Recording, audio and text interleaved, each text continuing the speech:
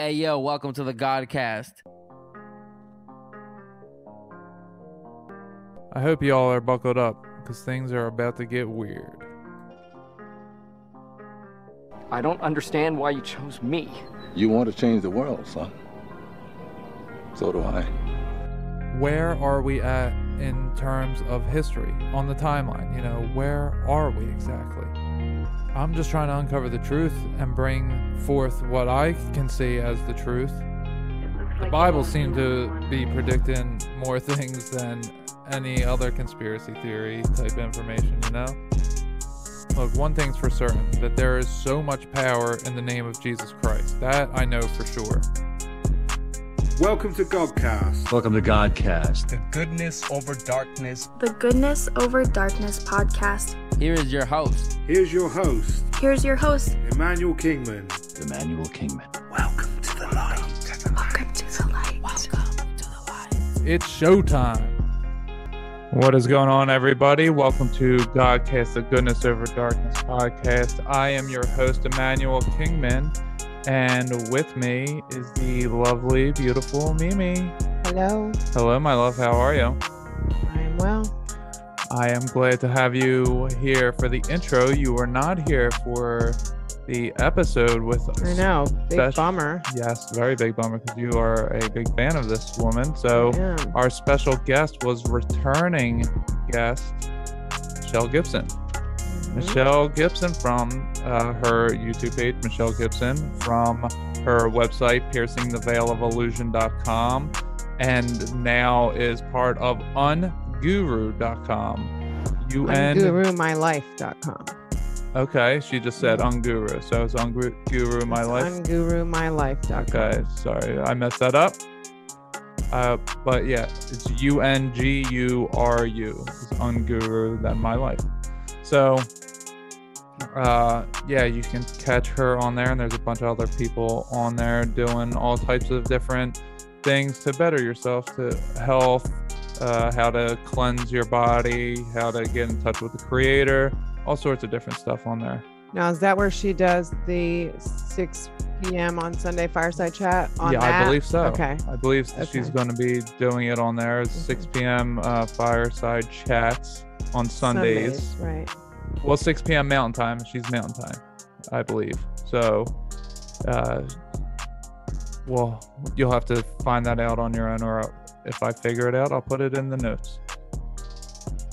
On today's episode, she had a special presentation for us, a custom-made presentation for us, and she took it in a little bit of a different direction than I was expecting, and it was still mind-blowing and just really showing things, a whole side of it that I haven't looked really at yet. Delved into. The rivers being man-made highways, essentially. Canals. Yeah, canals, that they were highways.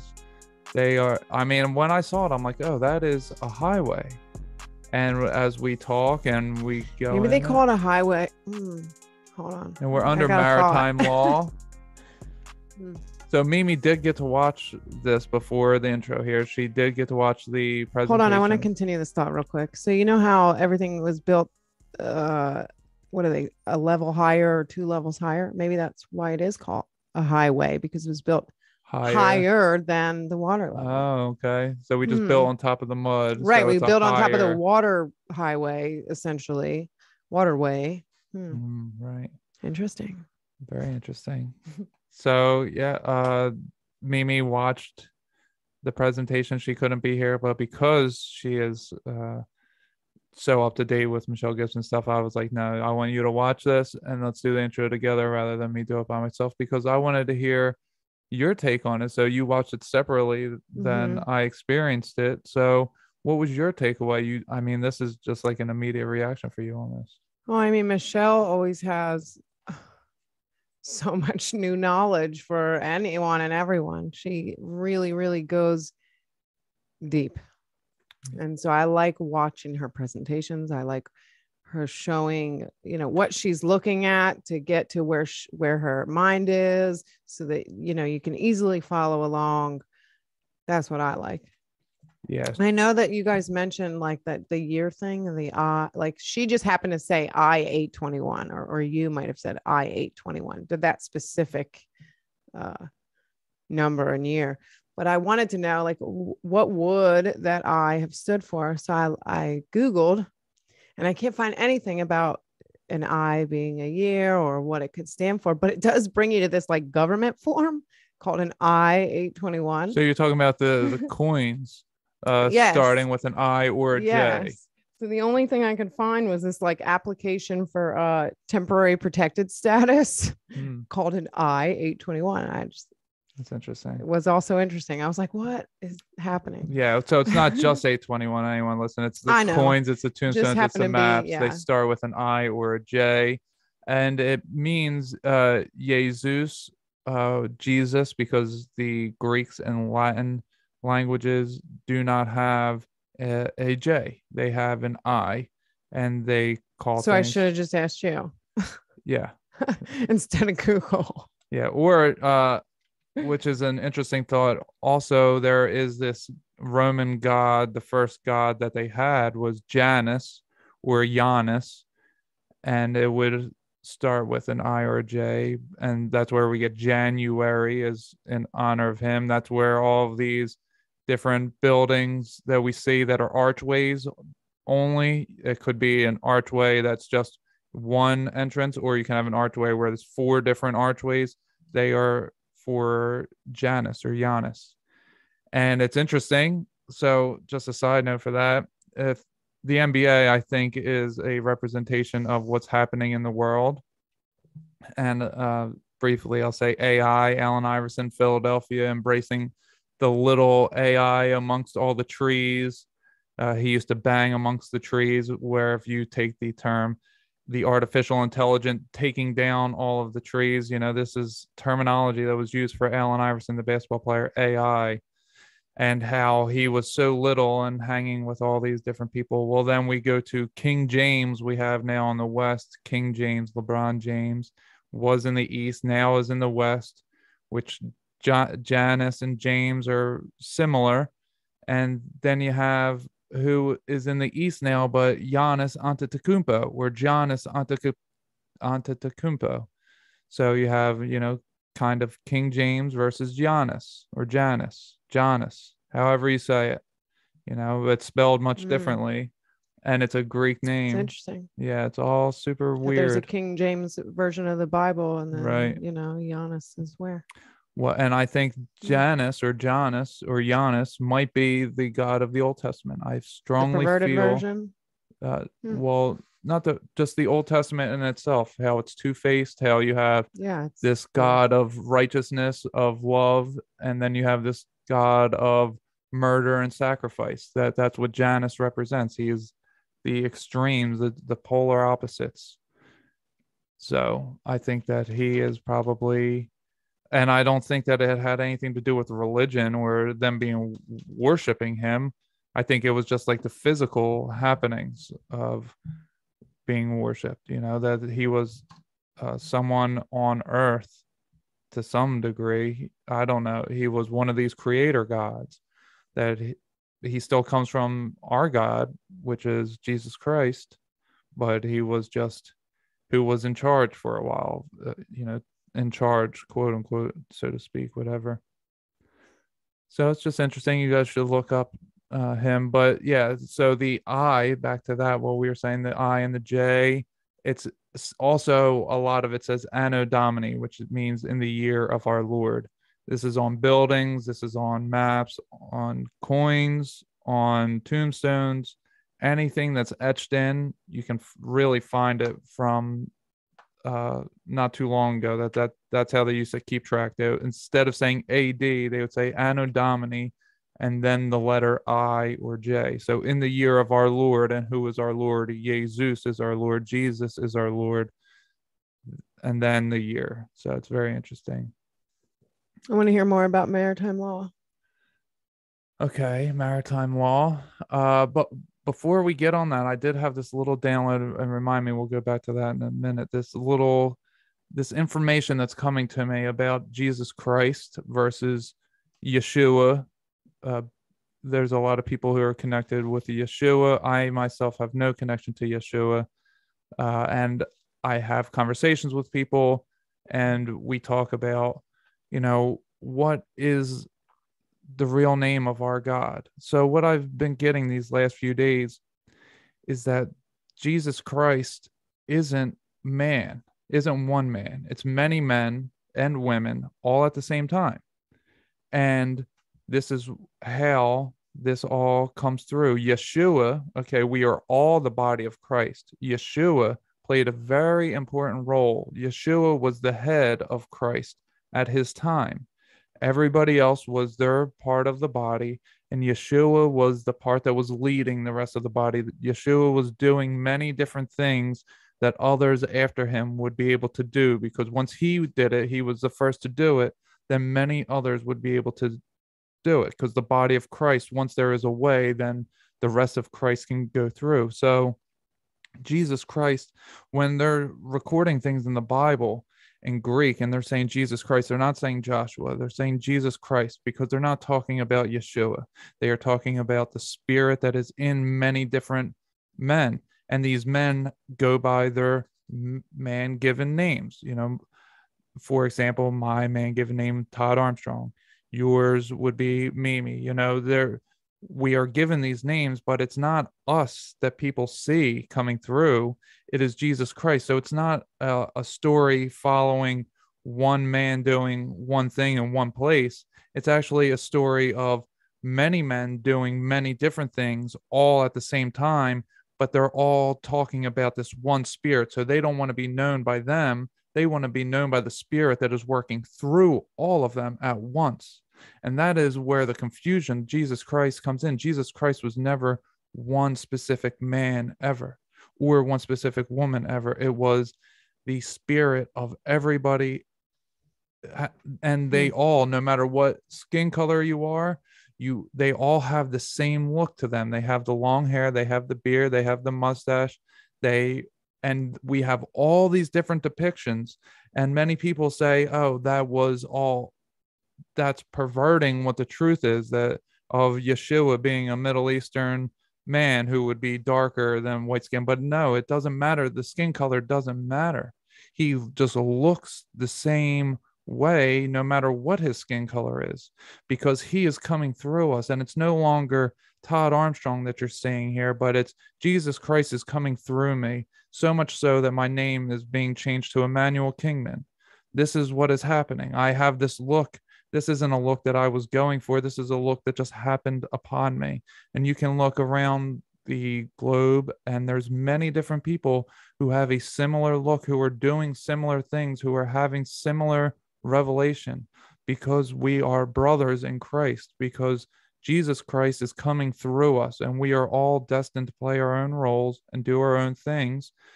And Jesus Christ is coming through us again. So at one time he had to really be in Yeshua in a way that he wasn't in just everybody. Yeshua did very many important things, and most of the things that are recorded in the Bible may be based on Yeshua, but it wasn't Yeshua that was to be known. It was Jesus Christ, our Lord and Savior, Jesus Christ, the Spirit, the Holy Spirit, that is to be known. So that was something that I got big coming into me these last few days. What do you think of that? I think I've always had my own opinion of that. Yeah. And that's why I never said anything when you were, going through your thoughts, your original thoughts. So I just don't say anything, so that I just keep my words to myself. But I've always thought that Jesus is a part of everyone, and when that wakes up in you is when that wakes up in you. That is Jesus's resurrection. That is in you, in everyone. Everyone has their own Jesus resurrection, so to speak, their own revelation. Right? Yes. So that's what I've always carried with me. So so I just keep it to myself. I keep a lot of things to myself. The news that was to me, the new part, because I believe that as well. And I didn't understand how Yeshua and Jesus fit together, because I felt that there's a difference. I'm connected to Jesus Christ. I'm not connected to Yeshua. So why is that? Why are certain people connected to Yeshua? Well, maybe Because that's they just are your more direct version that relatives. I But think that's just the version for you. well, so what I'll say is that the new part for me was that Jesus is in many different people all at the same time, and they're all being kinged in Spain and France and Italy and Russia and wherever, and they all have this similar look, because that is Jesus the Christ coming through And that those is people. the awakening. Yeah. It is a very personal thing. Right. And Yeshua did It is many not great just things that conspiracy needed theories. to happen. Yeah. Yeshua did. He died on the cross, and the resurrection, when they're talking about the angel of the Lord, was Jesus Christ. Always. It always had that look. When the Bible mentions the angel of the Lord, it doesn't have a name. It's just the angel of the Lord. Many different times it's mentioned, because they're all Jesus Christ, just in angel form. And we're in human form in our physical bodies, but if you keep the same form and get rid of the physical skin, then that would still be Jesus Christ. So that was just the new part to me. So anyway, what we were saying with the maritime law, what was your question on that? I just wanted to know why you believe we are under maritime law. Okay. I wanted more explanation to that after I watched the Right. interview. And I forget often that people aren't as knowledgeable on all these things when I'm talking with someone who has the knowledge, and we don't break it down as far I've heard as this theory before. Right. There's many different things that go into why we're under maritime law, and it goes with the word magic that we are, the spell that we're under. So, everything in English has multiple meanings.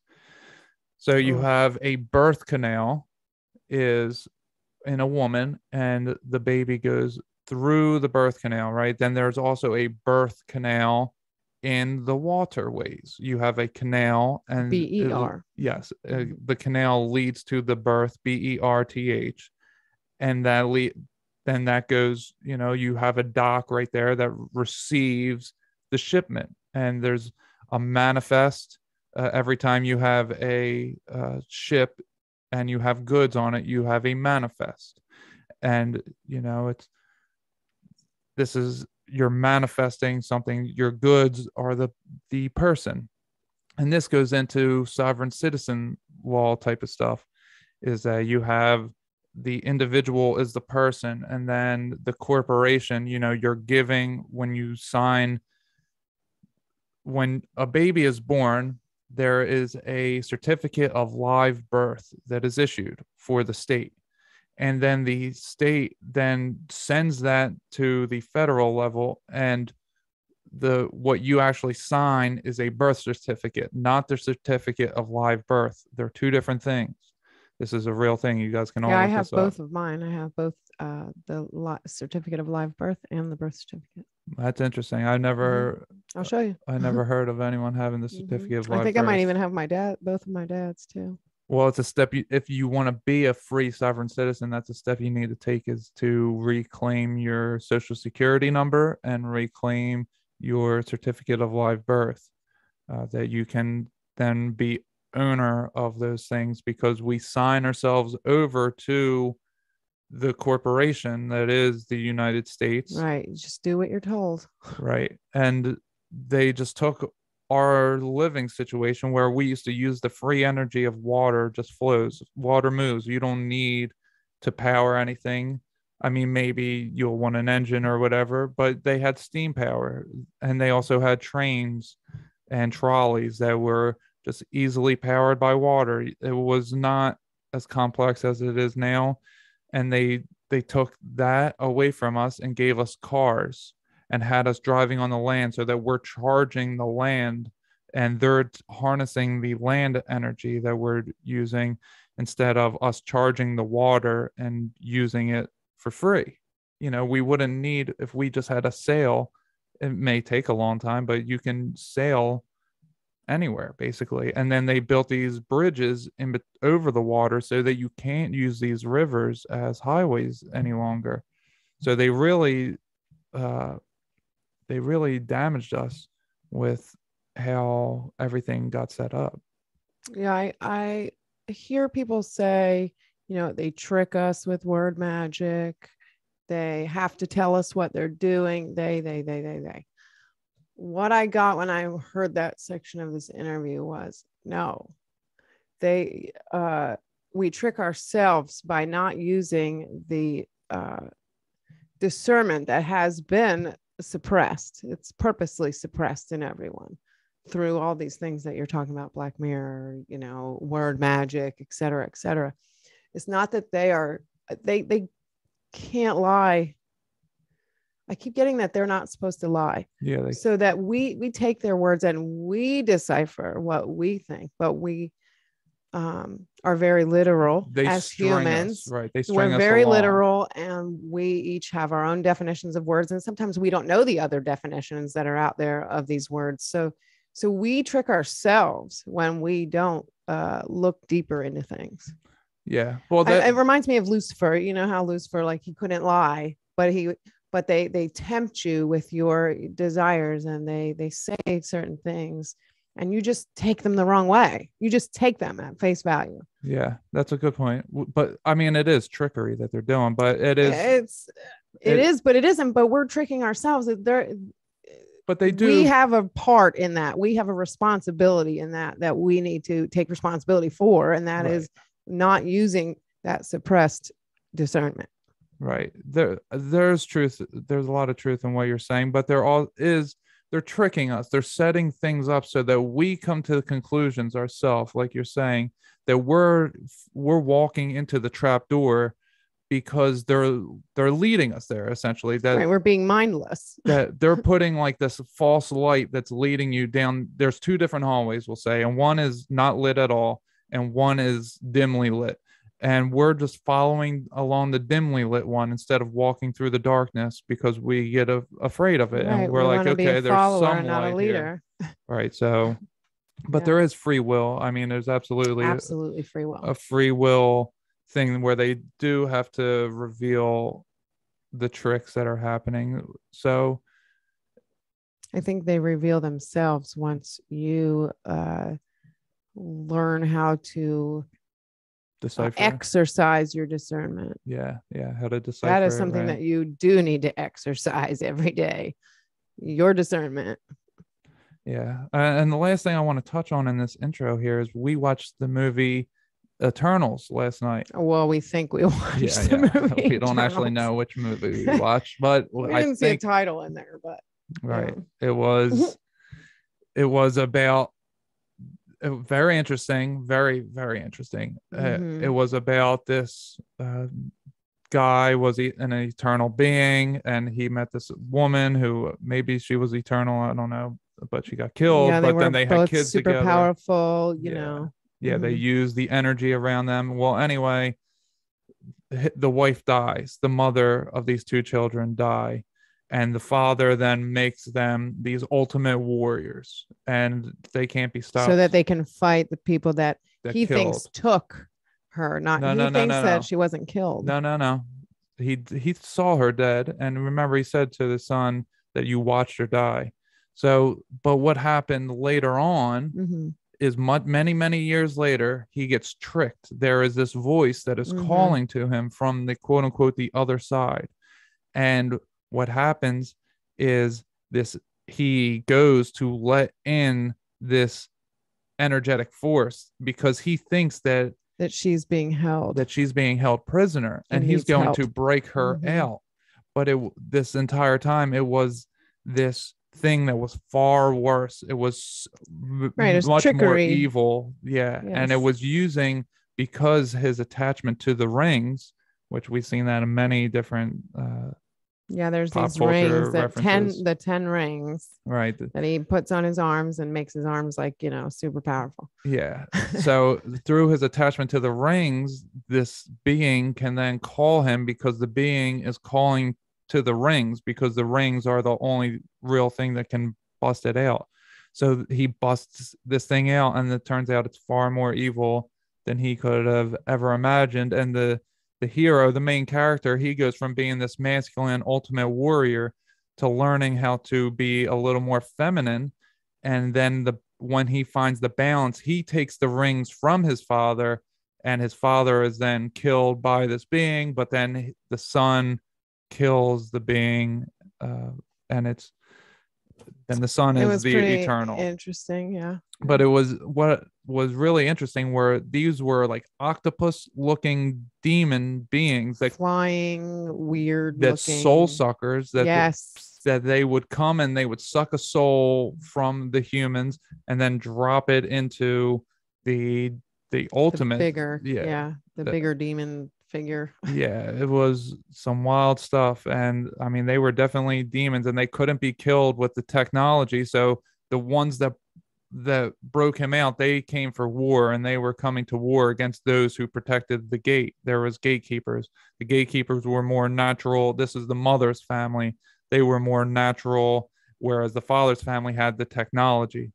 And so they were coming to war together. And then the gatekeepers were like, no, you don't know what you're doing. You don't know what you're releasing. You can't handle this thing. And then it comes, and the father's family, they can't do, all his warriors, they can't do anything against it, but it's the gatekeepers team up with them then, and they take out or try taking out all the soul I thought suckers. it was interesting that they use dragon scales to make weapons, and it reminds me of like the kids cartoon with the dragon scales, and the fire, that they take you needed to the the magic fire. land, and these people happen to live in a magic land part of the world that you can only get to in a certain way.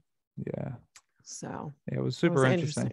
Mm-hmm. Yeah, so it just, some of it tied in with what Michelle and I were talking about the day before, so it was just, everything's divine timing. Yeah, it's beautiful.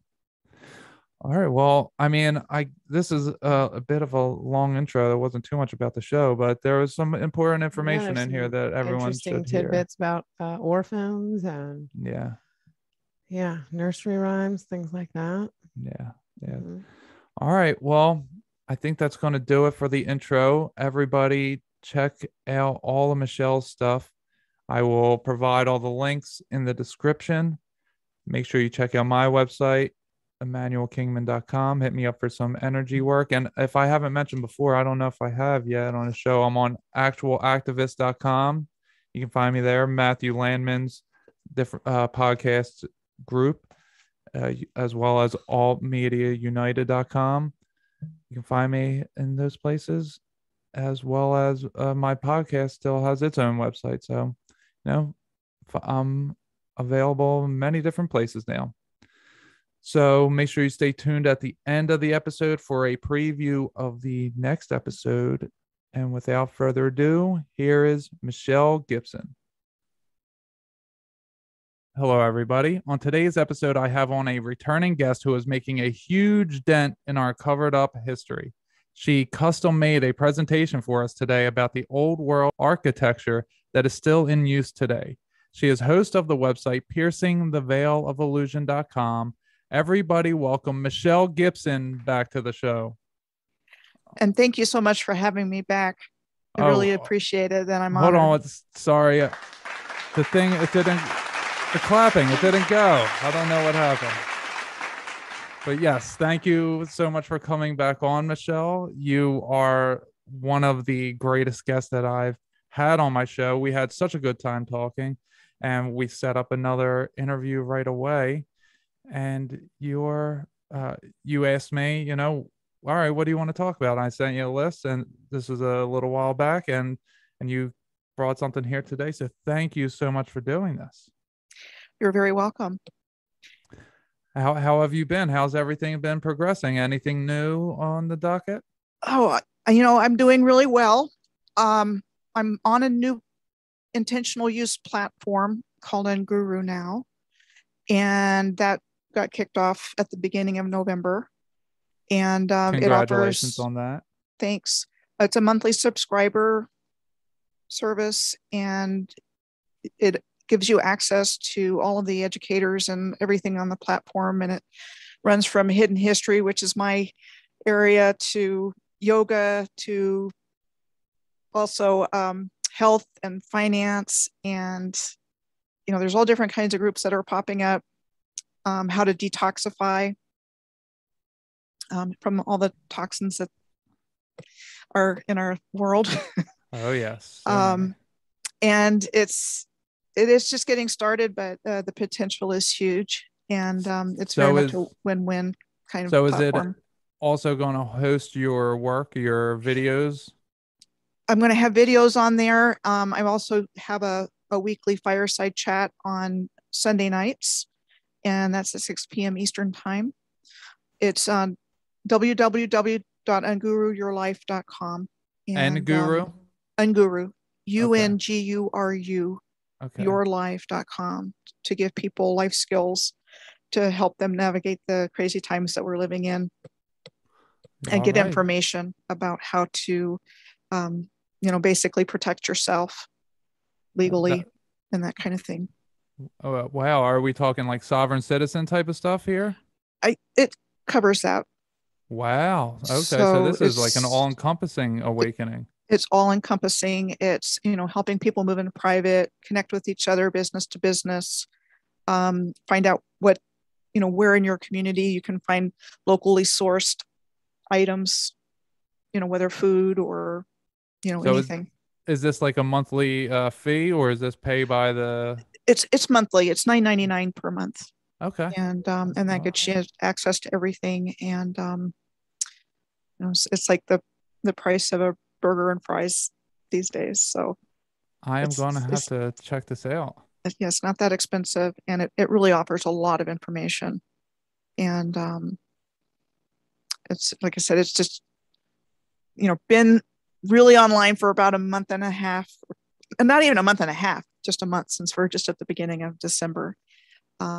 So, they're taking it slow early on, but like I said, it has enormous potential, and it is global.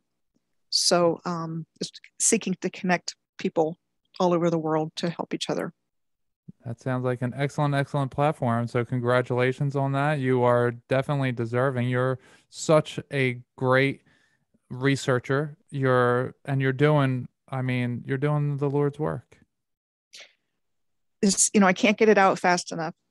And, for some reason, I got some kind of information actually over the course of my life, which allowed me to start putting all of this together. And I have the skill sets that I needed to be able to do it well. And the deeper I go into it, the more I uncover. It's just so obvious once you really start looking and seeing what's there and what they tell us, and how poor of a job lying they did. What they did well was covering our eyes so we wouldn't see it and ask questions. Exactly. Yeah, they did the occult stuff well, but they didn't do any of the physical stuff very well. They didn't. But people don't ask questions because, why would they lie to us? Okay. And, unfortunately they did.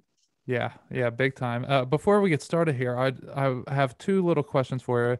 I have been doing my own little series of covered up history in a way on my podcast. I ask different people, including yourself, but I've had on people about the timeline part. I've had people on about so many different pieces of this. And the Millennial Kingdom, it's hard to find someone that has a real good handle on the possibility that is what is being covered up. Do you have a take on what you think is covered up? Is it the Millennial Kingdom? Because I remember last time you said you didn't think Tartaria was the whole world, that it was just a part. I think there was one overarching civilization. Okay. That goes back in time to the ancient civilization of Mu or Lemuria. Right. So like Tartaria was Asia. Right. But there are other empires that weren't fighting each other, but were, working together. Okay. And, I think that's where the 12 tribes of Israel come in. That they laid out everything precisely, geometrically, and in alignment with the earth and the heavens. And I think the civilization was the same way. And I think that's what the tribes of Israel represent. Wow. Is that they were,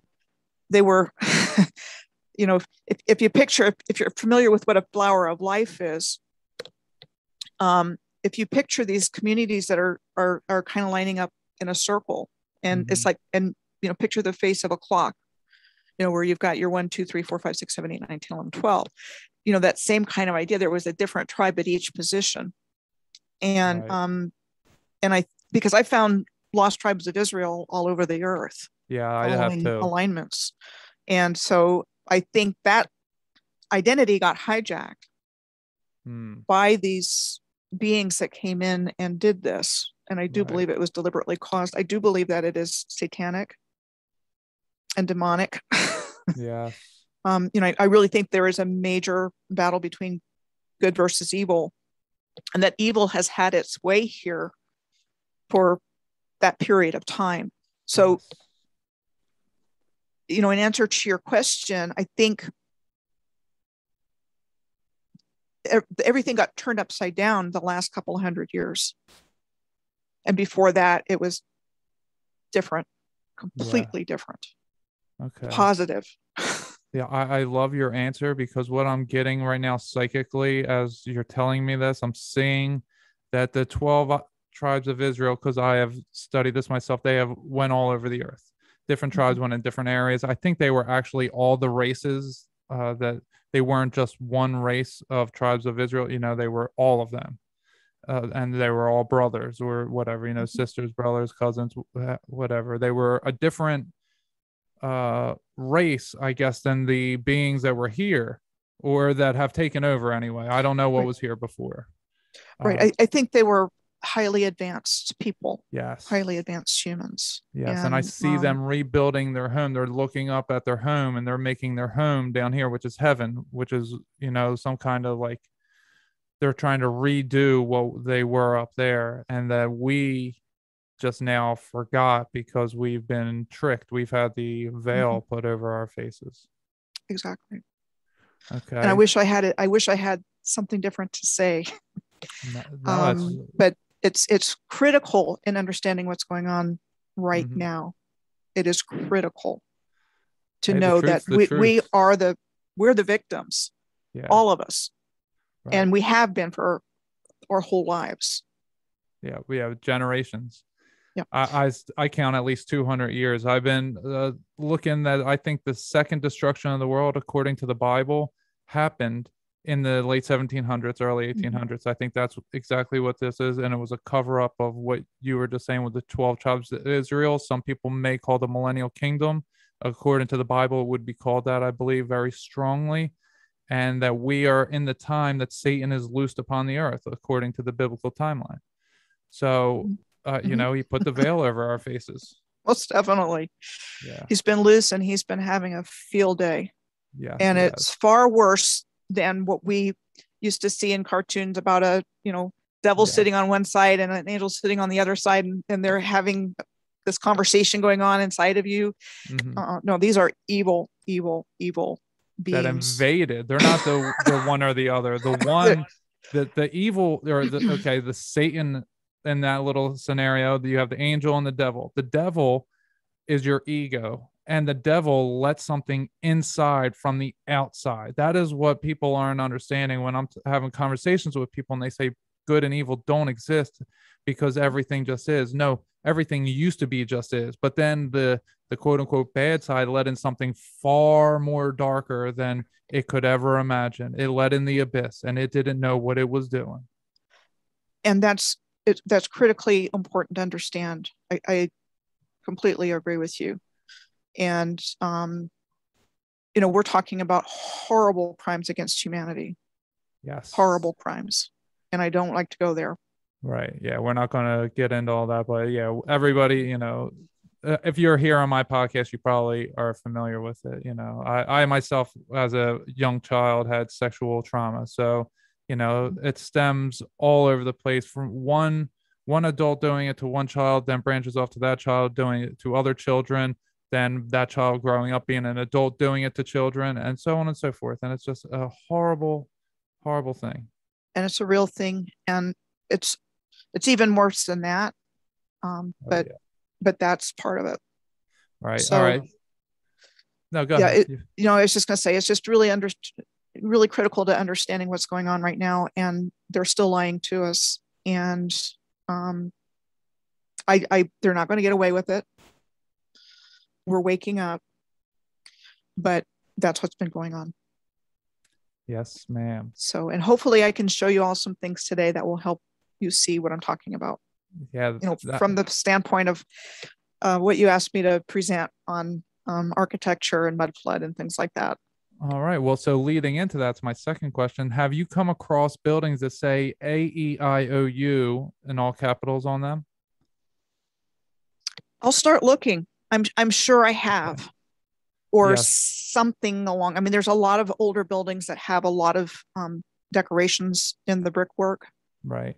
And some of them may be like we hear a lot about these plaster of Paris buildings that like the World's Fair was supposed to be. Mm-hmm. They could have done some kind of plaster of Paris to cover over or put their own new little decorations there that probably have some other kind of meaning. But if you see buildings with the original brickwork, you'll see a lot of different symbols and letters and things like that. So I'll look for that. Okay, because I'm searching this from I'm looking at where the Christians are coming from that are coming to this knowledge. Hardcore Christians their entire lives know the Bible extremely well, and they're coming to this covered up history, and they're saying this is the Millennial Kingdom. They're saying, look, this AEIOU may actually be God's name, because they only wrote letters in consonants because the vowels were too precious to write down. And the word vowel, if you break it down, is val L, which means solemn promise from God. So what else would God's name be than full of promises? AEIOU. It would be Yahweh, Yahweh, or something to that effect. You would throw a YHWH in there somewhere.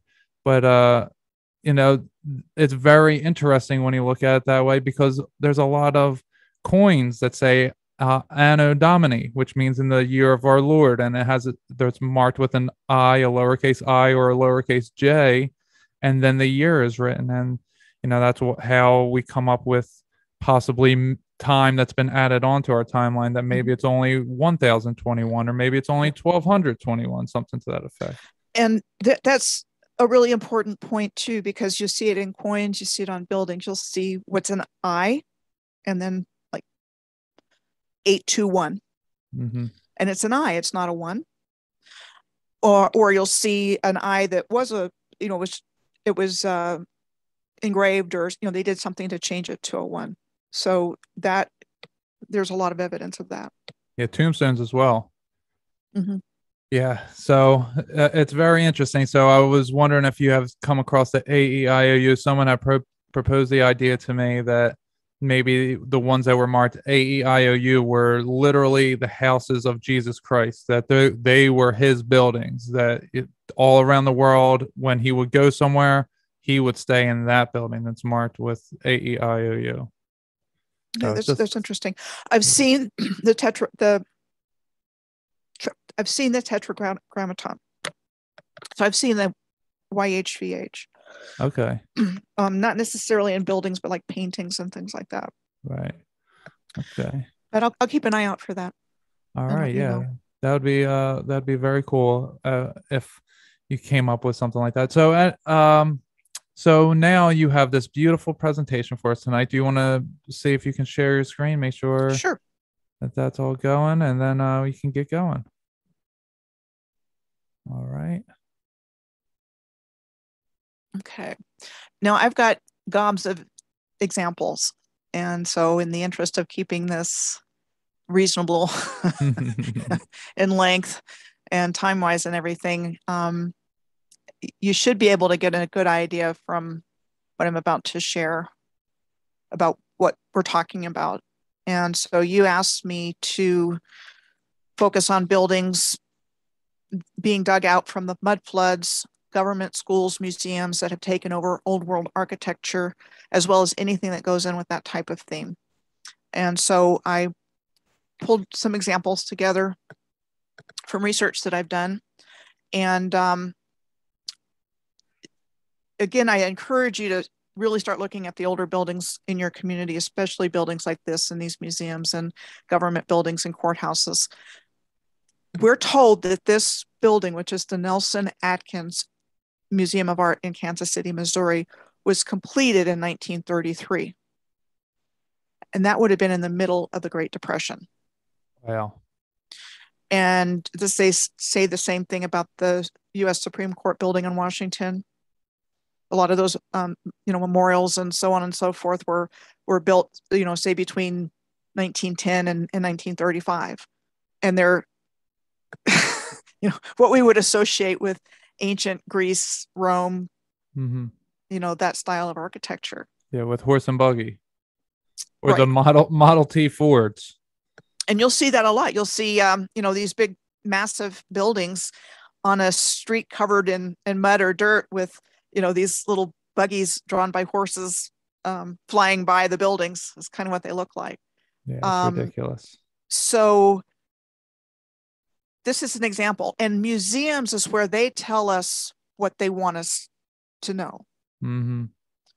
And I'm not a museum expert, so I don't know if I can speak for all of them, but I think they're very much a part of this agenda to keep us focused on the narrative that they want us to believe about history. And, this is just one example. And then on the inside, it looks like that. Wow. So inside this magnificent building built during the Great Depression, there are marble floors, staircases, columns, and ornate marble alcoves and hallways. Wow. And this is this, amazing. And this is where I said, the light, it just really starts to fall apart. Yes. I mean, I'm just how intricate all this stuff is. It's just incredible. Wow. So where is this building? This is in Kansas City, Missouri. Kansas City. The Nelson Atkin Museum of Art. Can you go back to the last one real quick? Because I think on the outside, it looks like some of the windows down here on the bottom left of the building, it looks like these windows are, maybe below ground, that they're somewhat covered up by the ground. That's, this is interesting stuff that's happened so many places. You can see so many different photos from the 1900s of like the White House being dug out, and it's like a whole nother White House is underneath of it. Mm-hmm.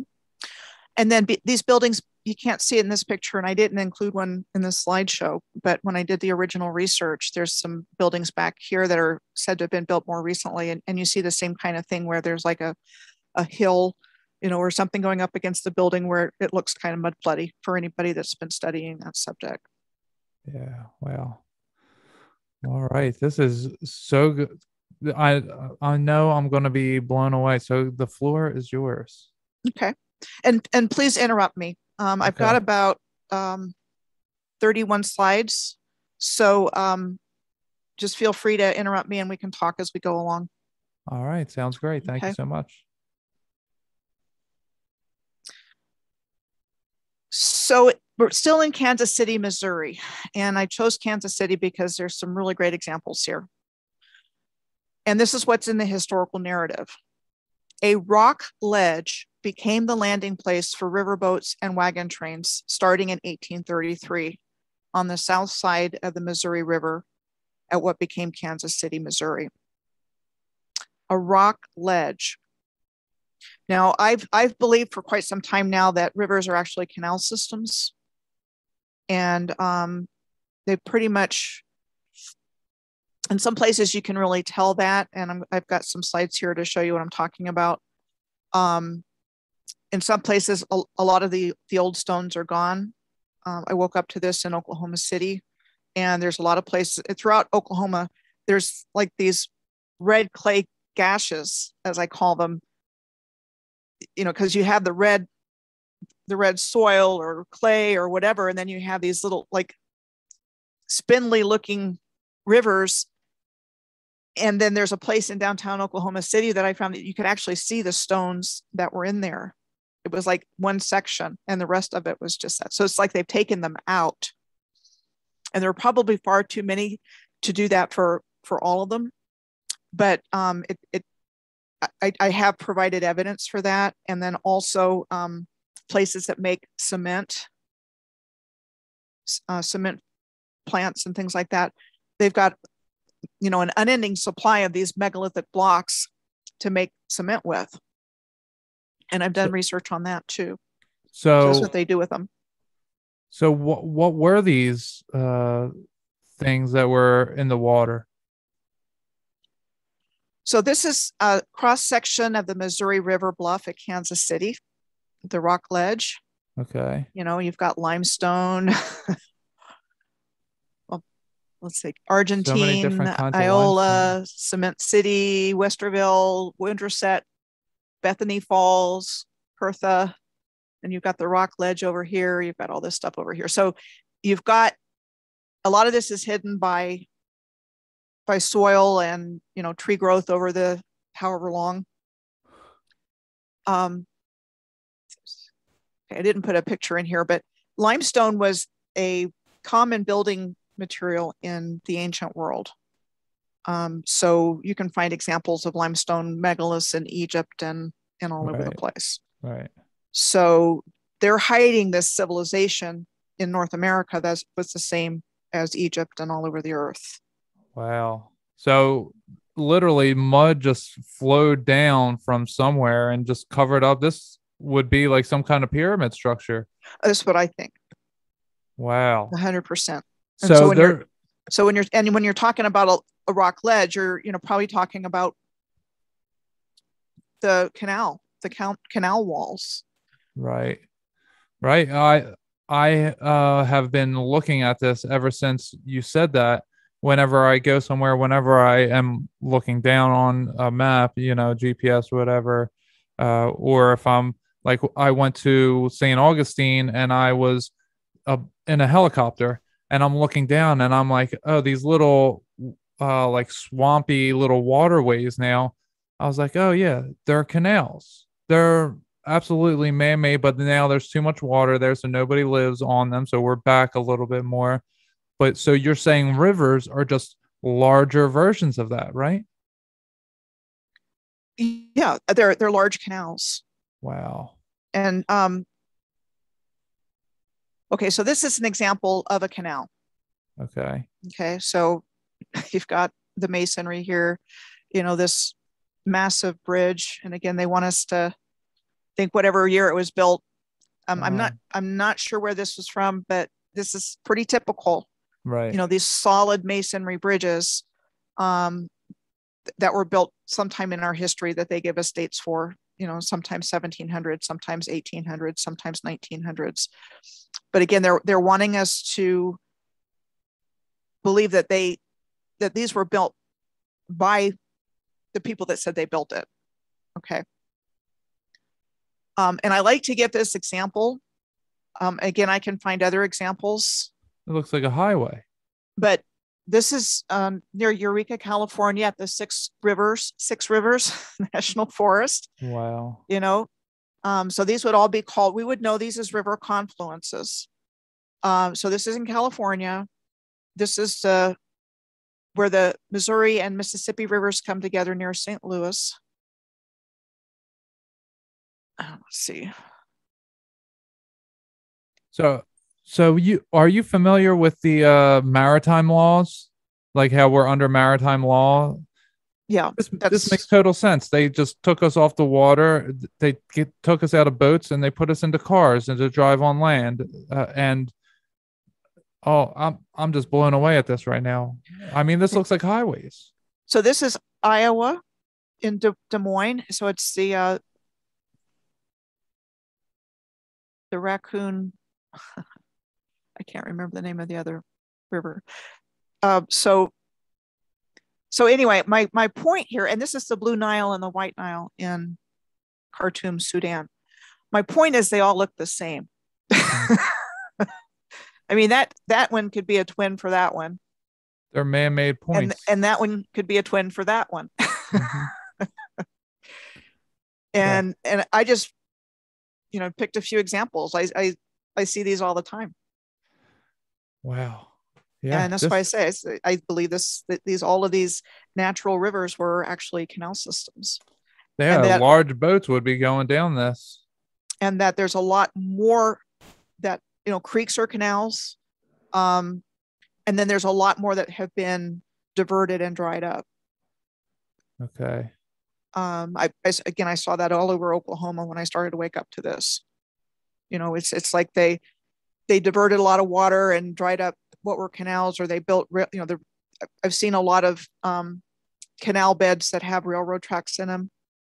And again, I think the original civilization built the railroad tracks too. So I agree. now that I'm, evolving in this, at the time I thought, oh my gosh, they built it in the canal bed. But now I'm like, okay, well, I think the tracks were already there. But they also flooded the lakes, for example, in Oklahoma. They're man-made. And a lot of places in a lot of states, the lakes, huge lakes, are man-made. It's like they just flooded this area, and there's, who knows how many towns buried underneath these lakes, and also ancient infrastructure as well. Man, this is crazy. But this is an example that I would use frequently to show you people why I believe that these are canals and not made by Mother Nature. Yeah. Yeah, they all come to that point. And you can see, when I look at a highway, I see exits, and this is what this is to me. I'm a truck driver. I'm used to looking at the roads, and I feel that this is, boats passing one another. One boat's going one way down here, the other one's going this way down here. This is just incredible. The other thing is, I don't think I have anything in these examples, but a lot of times there'd be a star fort situated right at the point, or two star forts. And what do you think the star forts were for? I think they were electrical circuitry or some kind of circuitry on the Earth's grid system. Charging stations? Something to do with all the free energy and, how they generated it all. Yeah, that makes a lot of sense. Maybe they were just getting it from all of the movement. That would be a cross section for boats to be hitting at. So then the water would be moving towards the star fort. Waves would be going up and generating more energy. So maybe like entire cities or towns at least were being generated by the passing by of boats. Wow, this is all coming together. And like I said, I do have more examples. I didn't put the ones with the star forts in here, but Pittsburgh is a really good example with the fort. I think it's called the Forks of the Ohio in Pittsburgh. I'll have to be looking up this. There's two. There were star forts all up and down the Mississippi and Ohio River. A lot of them aren't there anymore. And they're all called military. So they're given a military reason for coming into existence, right? Which would have made them targets for things like the Civil War and World War I, World War II, and I think that was the purpose of those wars. Those wars was to destroy the infrastructure. Yeah, they just end the Civil War probably. They say, "Oh, go down there. There's an enemy over there," and there's some kind of theatrics, some kind of fireworks going off, and they think people are shooting at them, so they start bombing these empty star forts. Right. Wow.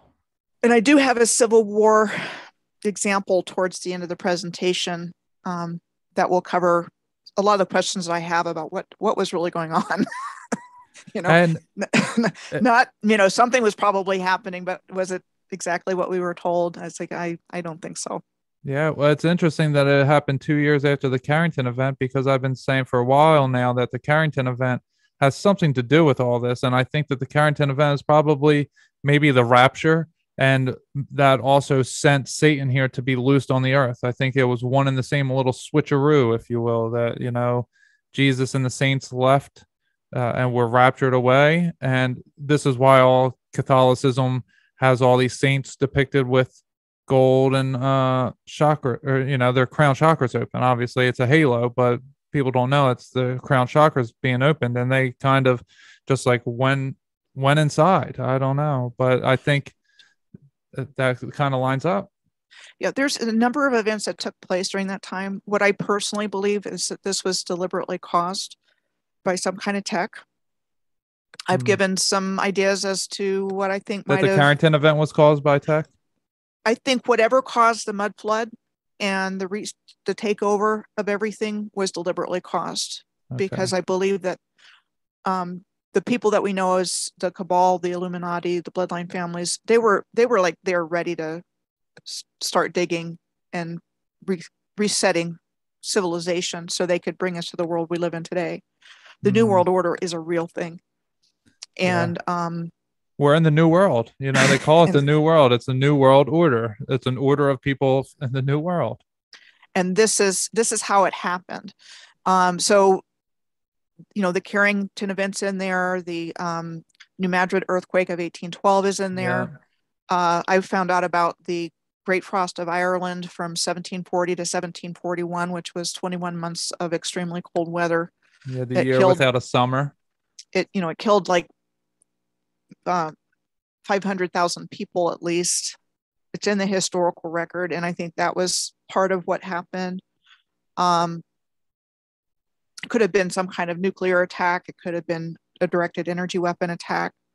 I'm comfortable with the idea that it could have been a series of events that created this mud flow or the liquefaction, and that the hang on just a sec. So it wasn't just one event. Right. I think it was several events. Yeah, it was worldwide, and it was many different things. Mm-hmm. And it was worldwide. I just did a breakdown on my YouTube channel where I went through all the different things that would cause it. The New Madrid earthquake was a big one that was on there. You have the wars that were happening. 1812, it was a world war. You had the year without a summer was from a volcano exploding, and that was in 1816. You know, there was so much stuff happening right in the 1800s, like you said, 1740. This is all happening right in that same time period that would make this happen. And actually, when I was researching the New Madrid earthquakes, it said that it would cause sand boils, that there were sand. I mean, that's literally sand boiling from this earthquake. And then you have volcanoes that are doing the same thing somewhere else. And there was probably some kind of comet, I think, that struck nearby the volcano that caused the volcano. And that would also be causing a ton of oxygen to leave because it would be burned up in the fire that, you know, would pursue from a comet strike or a nuclear strike almost.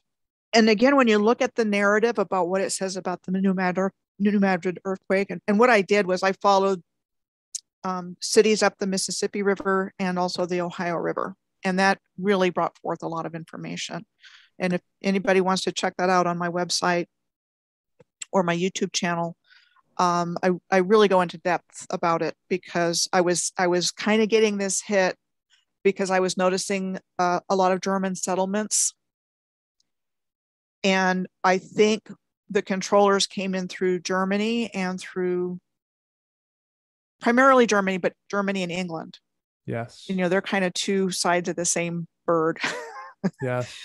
And that really yielded a lot of data. So I see the years 1830, 1850, 1870, 1890, 1910. You know, there was something going on, something starting at that time, something new starting at that time. So 1830 was when things were starting to ramp up. And then 1850 was when they, you know, officially kicked off the new narrative, and they were just kind of putting all their pieces in place also to get us to the world we live in today. And I mean, this is deliberately done. No question in my mind. But what I wanted to say is, when you look in the narrative, what we're told is that between 1812 and the time that the earthquakes happened and 1815 is when Congress finally acted on getting relief to the people that lived there. So it took them 3 years after the earthquake, and this is what they tell us, and it was a series of earthquakes, to get any money allocated And then the ones that got the money were like the business people that just swooped in and bought the land up. Wow. And you can find that. I mean, it makes no sense whatsoever. Yeah, those earthquakes reversed the Mississippi River. I mean, that's crazy. It made 2 waterfalls just because it reversed the entire river. I mean, imagine, and if they're using that for a port, imagine what that would have been like. They said it was, there was all sorts of crazy stuff. I was just reading it last night. I mean, that New Madrid River or earthquake is no joke. And that area is very fertile in terms of agriculture around New Madrid itself. And these were areas that were all bought up and turned into places where they grew cotton, and they grow GMO cotton there today. So there's a lot of important history as to what's taken place here that's found along the Mississippi and also the Ohio River. And I'll be giving an example of Vicksburg later in this, which is one of the places that I looked at when I was looking along the Mississippi River. Okay. All right. Do you want to go to the next slide? Yeah. All right. What do we got here? This is a picture of what's called Gully Town in the 1860s and 1870s in Kansas City, Missouri.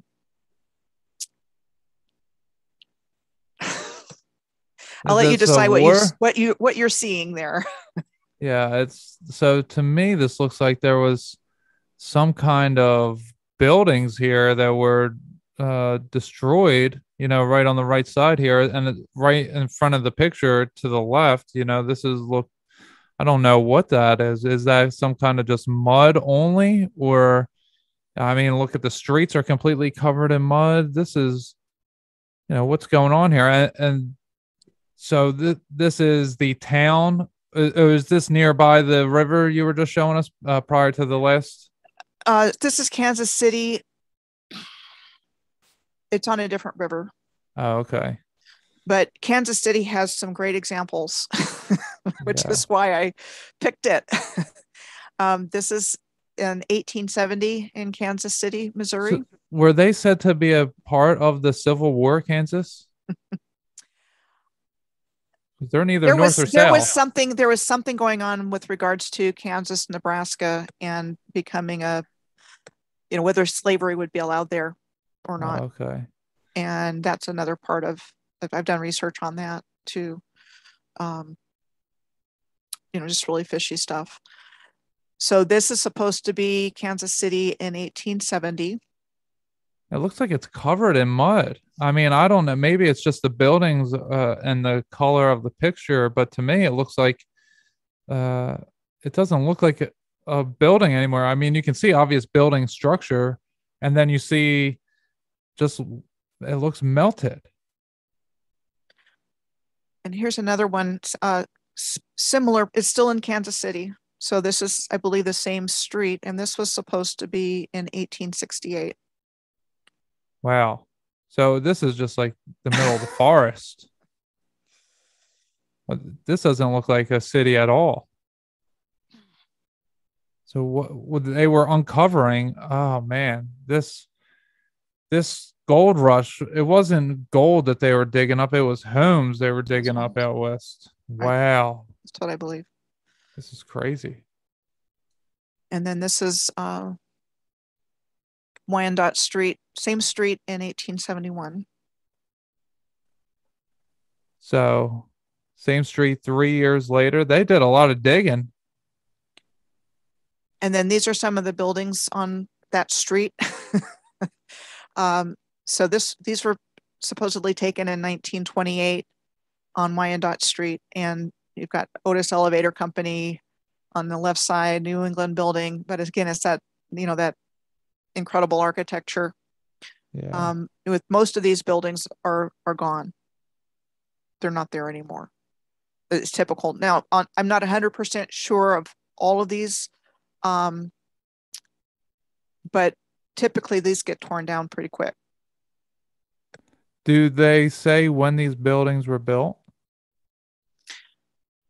I'm sure if I did an individual search on all of them, Yeah. I could find a date and an architect for you. Okay. You know, and again, I'm just looking here. Can't tell if you see the wires down here. Yeah. There's probably a trolley car system. Those are probably trolley tracks in there because trolleys were everywhere too. Yeah, they would be useful in a city, especially you didn't need cars really. Right. You didn't need cars. And they weren't just in cities. They were in what we would know as suburbs and small communities and along the shores. You have bicycles and trolleys. They were everywhere. And boats. So that we didn't need vehicles on land to charge up their energy. We just used the water because it's free. They had it all built into an integrated system that powered everything. And you know, when people talk about this free energy generating system, it was all these components were part of it. So, you know, the buildings had features, antiquitech, as people call it, the rail systems, the streetcars, the subways, the trains, the hydroelectric systems, which I believe were built by the previous civilization. Yeah, and if you look at that building on the right there, it has spires on the top. I mean, that's what that would be for. It would be for electric.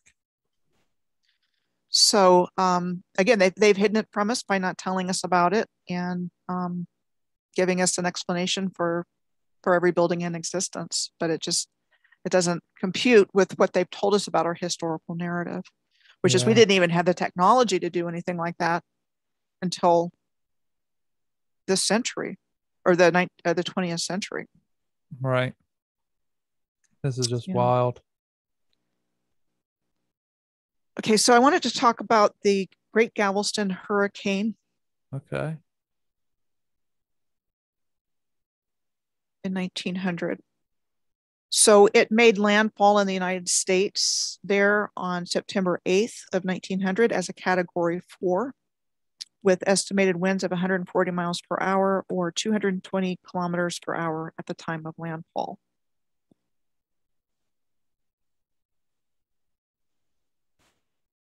The death toll from the storm surge of the hurricane was estimated to be between 6,000 and 12,000 people, with 8,000 being the most cited number officially. And this is kind of like what you're talking about with the New Madrid earthquake. I mean, you see exactly the same kind of pictures. You know, it's like the earth opened up and people just fell in. So the big variance in the death toll numbers was attributed to large numbers of victims having been washed away by the surge and never seen again. And we're told that the loss of life was attributed to Weather Bureau officials in Galveston brushing off the incoming weather reports because they did not realize the threat. So that's what you find out when you start to look for it. Wow. In Galveston alone, there was an estimated $30 million worth of damage out of $34 million in damage throughout the United States on the hurricane's path. Wow, the hurricane went all that way through from Cuba to Canada? Wow. That and way before Cuba, you know, I mean, the red line's starting way down there. And you know, again, this is what they tell us. And I'm going to share some things that is just, you know, there's so many reasons to question the narrative. Okay, yeah, because this would be a crazy, even, I mean, if that was a hurricane, that was something God sent down, you know, that would be super destructive. And then there's the whole question of weather warfare and whether, you know, these massive hurricanes are actually being driven by weather manipulation technology, which I've done a ton of research, and I can give you examples, you know, especially in recent times of, you know, hurricane seasons with Category 5 after Category 5, you know, going through the same places. You know, it just really makes you wonder, you know, and that's been within the last, you know, 10, 15 years. And the big ones before that. So there's just a lot of questions about what's really going on there. So as a result of the devastating effects of the hurricane on Galveston, the early years of its prosperity came to an end, and its citizens were faced with the difficult task of rebuilding their city. So we're told the process of bringing Galveston back to life was one of the most complicated and extensive feats of civil engineering in American history, with efforts that included raising buildings that had survived the storm and the creation of temporarily functioning canals by which the city was able to transport millions of tons of dirt into the eastern half of the island. Okay, so what's going on in this picture here? Yeah, I mean, there's two different levels completely.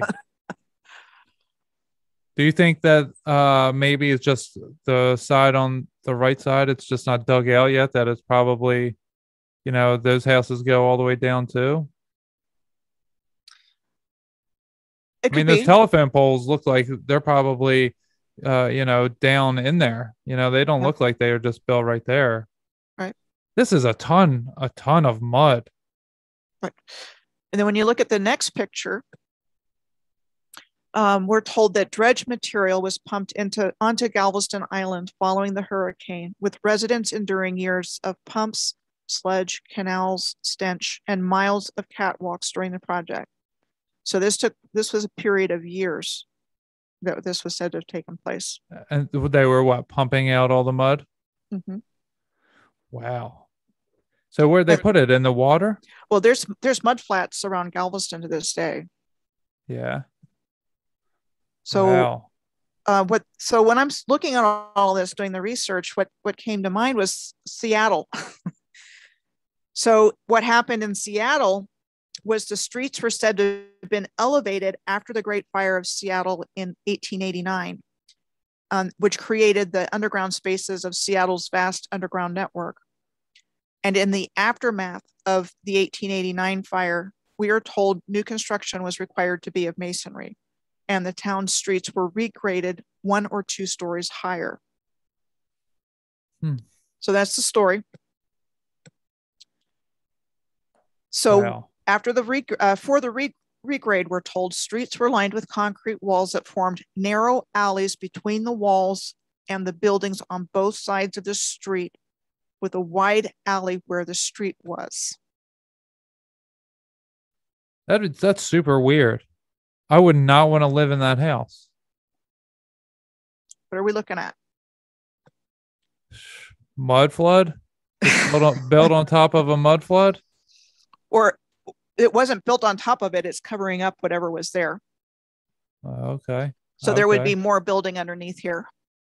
Okay, so those buildings are just way bigger than they appear to be. Right. Wow. And in a lot of places, you'll see buildings that really look top heavy. It looks like there's more going on underneath. Okay. Yeah, this stuff is just incredible. So this is also Seattle. Again, if you go looking, this is what you'll find. The naturally steep hillsides were used to raise the streets to the desired new level by washing material into the wide alleys through a series of sluices and raising the street level by at least 12 feet. And in some places, 30 feet. Okay, so instead of pumping it out like Galveston, they just flooded it everywhere. Is this even making sense? No. It sounds like they would have flooded it, like maybe it was in certain spots, and then they heated it up to all be level. So then they're like, okay, we'll just build on this now. But obviously all that mud came from somewhere. And somehow it came from a fire. Don't ask me how a fire. I guess what they're saying is that it created the underground. Okay, so in the aftermath of the 1889 fire, the new construction was required to be of masonry, and the town streets were regraded 1 to 2 stories higher. Again, it's like, and what are they telling us here? Yeah, that doesn't make. How could people go this long with just believing this? And that in Seattle, during all this time that they were doing all this regrading and everything, the people who lived there climbed ladders to go between street level and the sidewalks in front of the building entrances. What? That'd be crazy. Oh, I'm off to work today, honey. Let me go down the ladder and they that was the same thing they said back in Galveston, that they were living this extremely inconvenient life for several years. Yeah, I could only imagine, if that happened today, if all of our electricity was just wiped out, and we had to spend our times just trying to dig out our homes and whatnot, that would be devastating, because there's no food. Where's the food coming from then? At least they would have the waterways. If it happened here, we don't have the waterways. We don't have boats that would be housing a bunch of things. We have trucks and warehouses, and if we can't get things out, we're really screwed. Right. Yeah, especially these days. Yeah. Everybody's used to the modern conveniences and everything. Cell phones and whatnot. Okay, All so right. that's Seattle. So I'm kind of sliding towards the end of this presentation, and then you can just, grill me or go back to anything you want to. Okay. So Vicksburg has a really weird story. Not Mississippi, the rest right? of this has been strange. So this is in Mississippi. This was on the Mississippi River. Couple of things to point out here. One is the shape that you see here. S shape. Which is called like an S shape or an oxbow. Okay. And then you have, these, you could call them streams or rivers, but like I said, I'm kind of thinking they were canals here. You've got a railroad going through here already. This is the Civil War, everybody. You have a railroad. You have the rebel batteries. So like around 1863, and you can see some real Star Fort looking shapes here. Yeah. Okay. And what we're told is that Vicksburg is best known for the Vicksburg Campaign and siege during the American Civil War. And that took place between 1862 and 1863. And at the end of which the Union forces under General Ulysses S. Grant captured the Confederate stronghold of the port of Vicksburg and divided the Confederacy. So this battle, along with the Battle of Gettysburg in 1863, was considered a turning point in the American Civil War. Okay. All right. And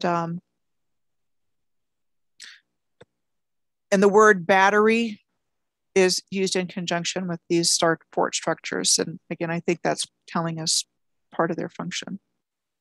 Wow. I'm seeing, let's see, 1, 2, 3, 4 interesting shapes going on there. Battery. Well, very interesting. And see this S shape, that's what'd you call oxbow? Mm-hmm. This is the shape I was talking about earlier when I was looking at the different swamps in St. Augustine. I was like, oh, that's exactly the S shaped or the oxbow. Like that is definitely purposely made, because you could see the river could just be straight across, but they cut it out to have like a little section, a little battery section. And that shape is found the world over. And so I think these S-shaped rivers had something to do with physics or dynamics or something. And that's not my area of expertise. So I can only go about that far with it. But I can show you example after example of the exact same shape. Well, it brings to mind to me the serpents and all the seraphim, reptilian angel, fallen angels. I mean, anytime I see a word with an S in it, I'm super questionable about the letter S. And it's not every single word, obviously, but when I'm looking into things and I see it's an S, I'm like, oh, it's another little tick on there. I'm like, okay, if I take the S out of that word, what is it now? And it's interesting, some of the things that I've come up with. Actually, with the name of Jesus or Yeshua, if you take the S's out of his names, it would be almost Yahweh, something to that effect, both of them. So, it's very interesting what they do with different shapes. We call the S a letter now, but it is a shape, it's an oxbow in this regards. So shapes and symbols, they are what really runs the world. And when you know what you're looking at, what you know when you know what you're looking for, then it means something very different than what it could mean, as a letter. And along those lines, the truth is embedded in our everyday language, and we have no idea. Yeah. What does government really mean? Other words like that. They have to tell us what they're doing, but they don't tell us that they're telling us. Right. They trick us into it. They trick us into it. Right. And I think that that there is a free will thing that they have to trick us into it. Right. Exactly right. It's so funny that, like, I talk to all these different people about all these different things, and then like something just clicks in me. Not too long ago I talked to Matthew Landman. He made Frankenskies, the movie, where he's talking about all the different chemicals they're spraying in the skies and all that. I noticed the skies for a very long time. I have a ton of pictures of clouds on my website that depict obvious faces and beings. I mean, they're super obvious. It's very strange, the stuff that I see in the sky. And then I see something today and I'm like, oh, they're doing all that to show us what's going on. They're actually showing us that there's beings in our sky fighting, and they do it and they don't tell us, but they're showing us. They have to show us everything. What are they showing us? They're showing us that there's things up there. It's incredible. So, I mean, humanity's been treated very poorly. Yes. Very poorly. So on so many levels, I believe with all my heart, they're not going to get away with this. And doing this research, I know how bad it is. I know what they've done, and it's like, there's no way. There's no way they're going to get away with it. And I agree with you 100% that they did it this way because of free will. They had to get our consent. Yeah, because God gives everybody free will. That's the one. Like, there's certain laws here. There's like algorithms, I'll say, that God built into this universe so that he doesn't have to do certain things like judgment. We judge ourselves. It's an algorithm that you reap what you sow. Karma comes back to you, all that type of stuff. It's put there so that he doesn't actually have to do it. And there's this karmic law of free will, because even God sometimes would want to, make us like, it's so stupid. What are you doing? Like, stop taking drugs for, you're a drug addict. I'm talking about myself here. Like, God's telling me, like, stop doing that, but I just keep doing it. So he had to build in this thing. It's the ultimate law here, free will. And nobody, not even Satan or the beings who have come in from the abyss, none of them can break that free will. They just have to trick us into consenting. We don't know what we're doing. But we're living in the time of awakening, which is not the same as being woke whatsoever. Right. That's just another inversion. Awake, not woke. Awakening. And people are starting to see through this, which is critical. And if I have to say why I think things are playing out the way they are today, I think it's because people need to wake up. And the ones that are capable of waking up will see what's going on is not right. Yes, I totally agree. Is this the last slide here? I've got a few more in Vicksburg. Okay. So nice obelisk. I've got a couple in here. So what we're told is that after Vicksburg National Military Park was established in 1899, the nation's leading architects and sculptors were commissioned to honor the soldiers and sailors from their respective states that fought in the Vicksburg Campaign, leading it to be called the Art Park of the World, with more than 1,400 monuments found throughout the park. So this is the Mississippi Memorial. This feels like this memorial to me right now. It feels like that this is it feels very military. It feels like not a memorial, but this feels like this was there as their station. This was a military station, is the feel that I get from this picture. Let's go through two more. This is the Michigan Memorial. We've got two obelisks. Wow. And then that's the Illinois State Memorial. So these were said to have been built starting in 1899. Wow, in classical style.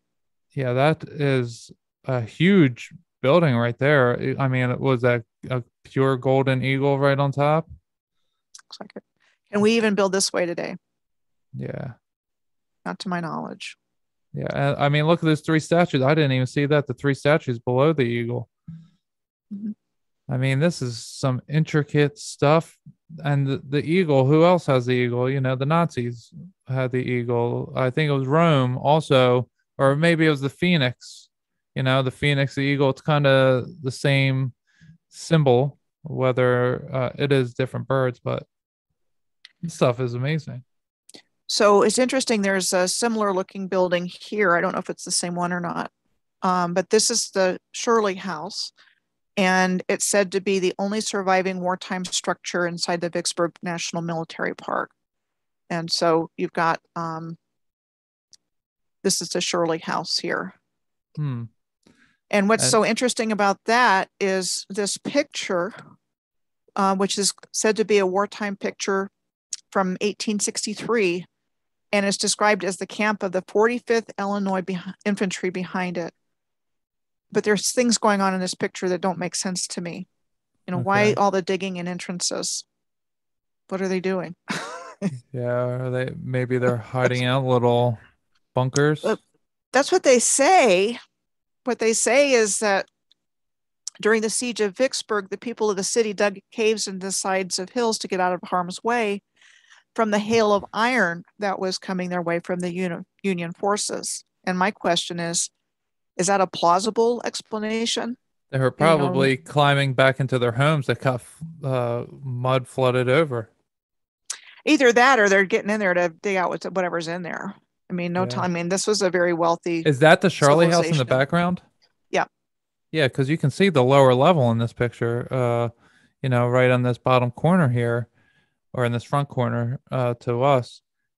That looks lower than the previous picture that you just showed. You know, it looks like this one is like very small, and the next one, even the one on the right here, the one on the right there, you can see it has some mud up against it. It probably goes down lower than that, and that building to the left of it is the same exact thing that you just saw showed in Illinois. It looks like it. Yeah.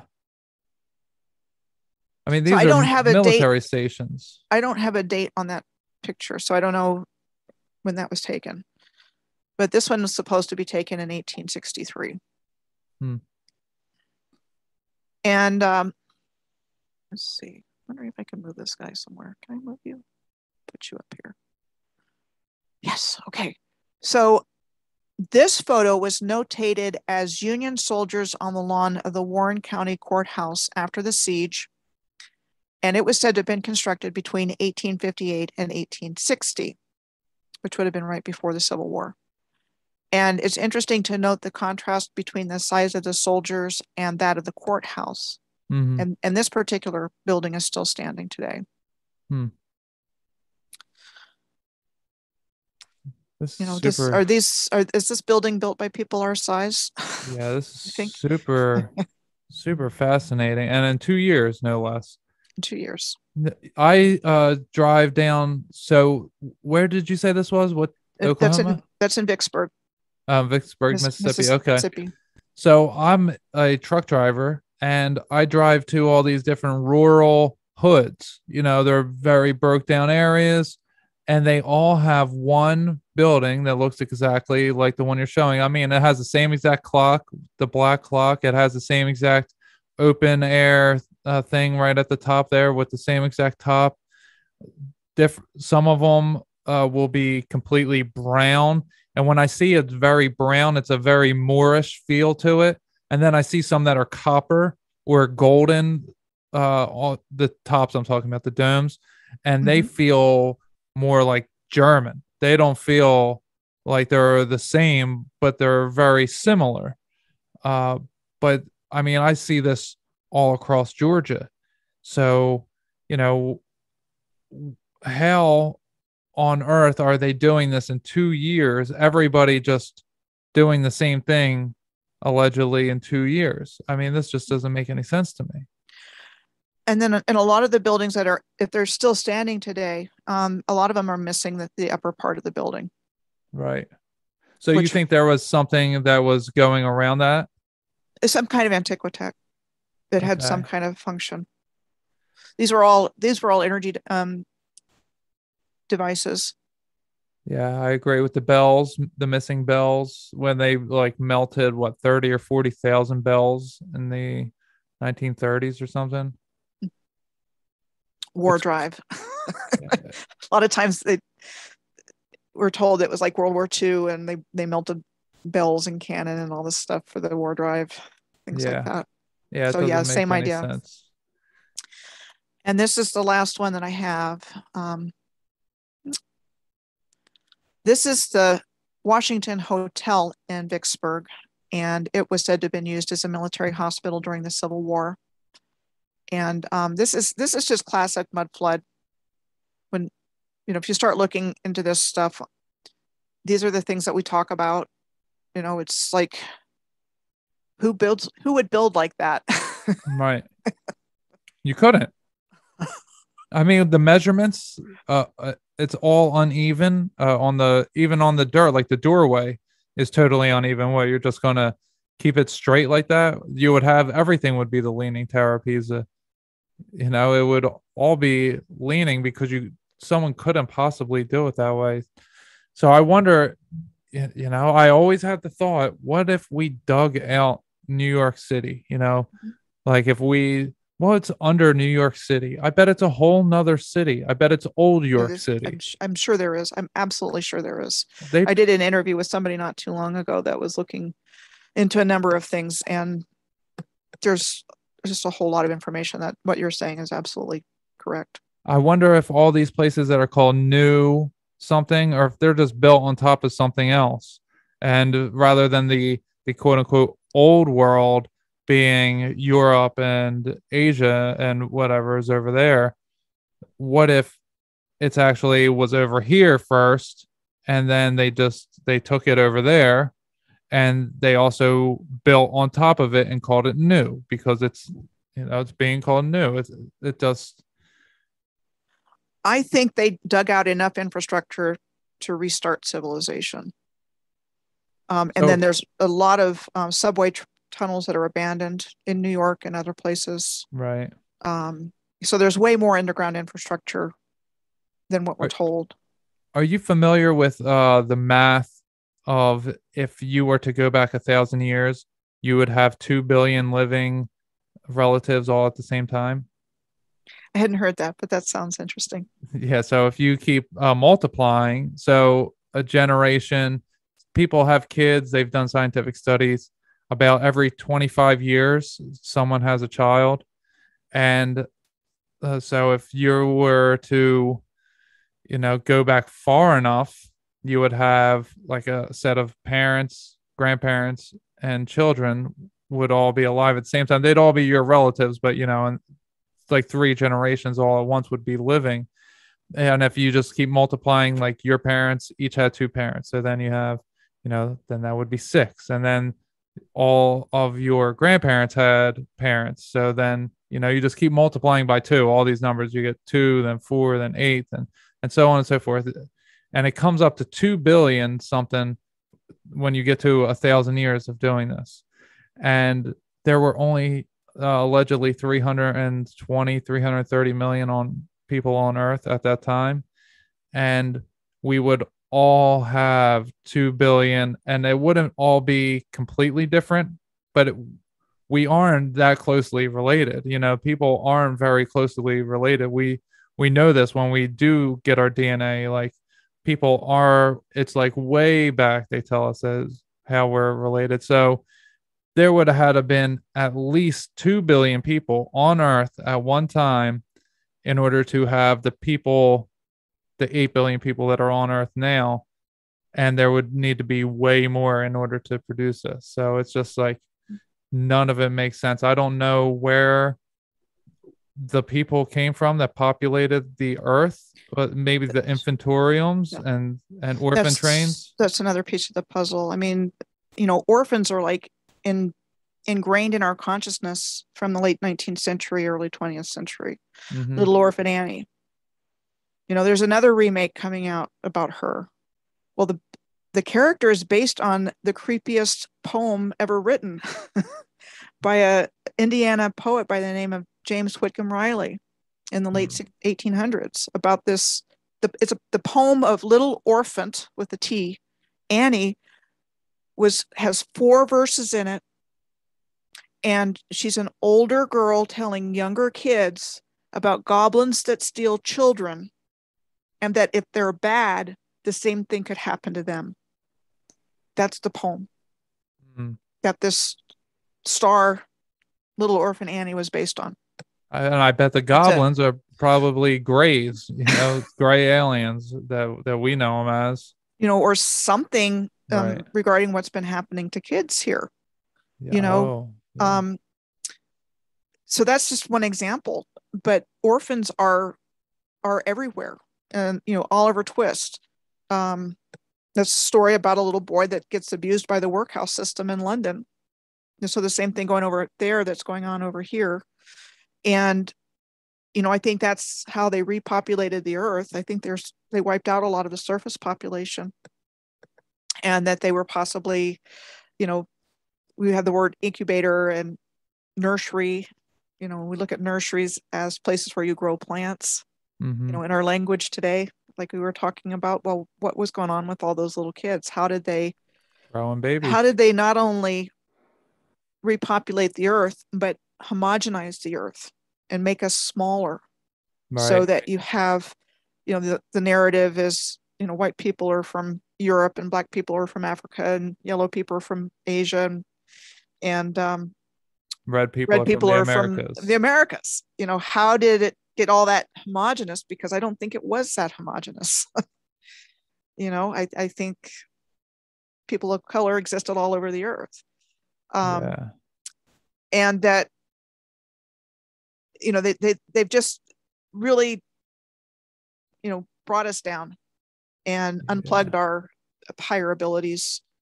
And they kind of groomed us into what they wanted. And then they've used psychological warfare to get us to comply. And they've got kids, you can change your gender if you want. Yeah. And they're pushing it. Oh yeah. They're pushing real it. bad. And it's a whole combination of things, but it's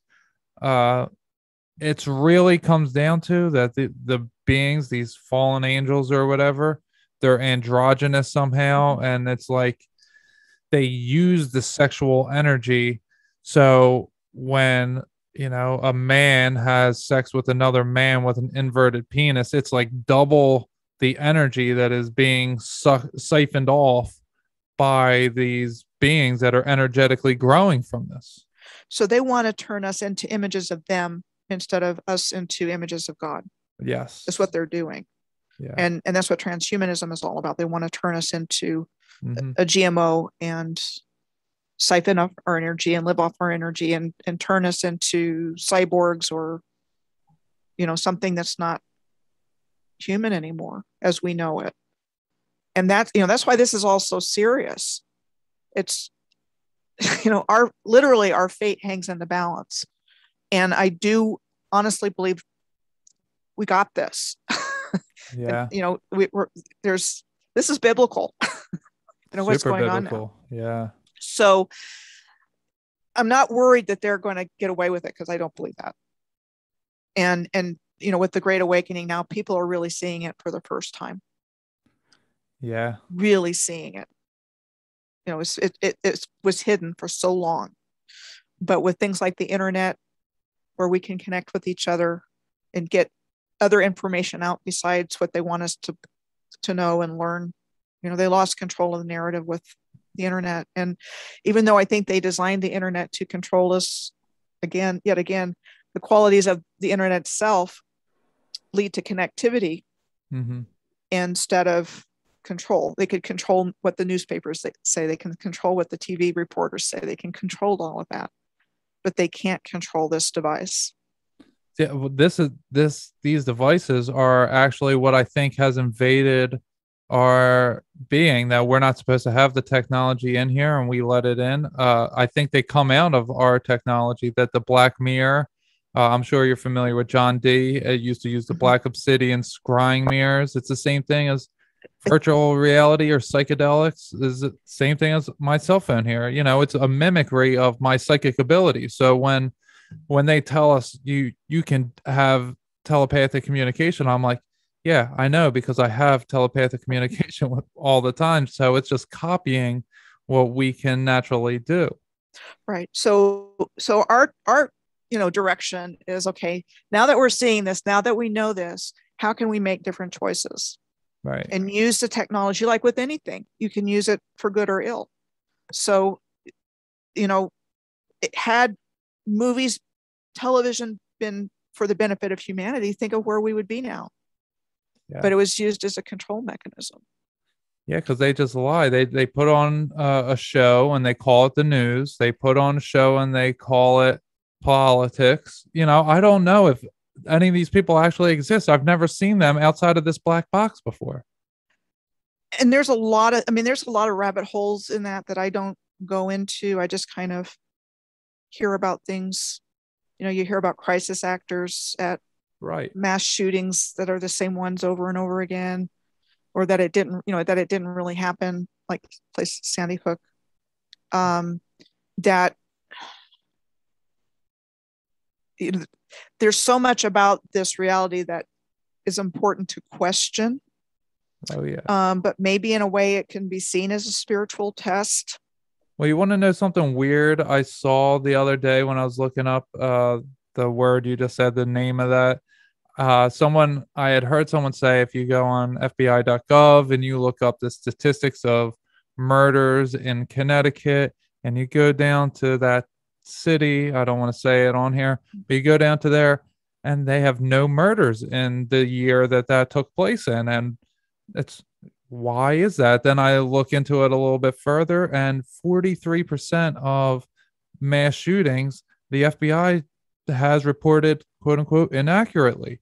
So is that because that these aren't actually happening? Like, they have some that were alleged single shooting events that the FBI marks down as a multi-person homicide, and they have ones not on there, like the Batman Theater one is not on there.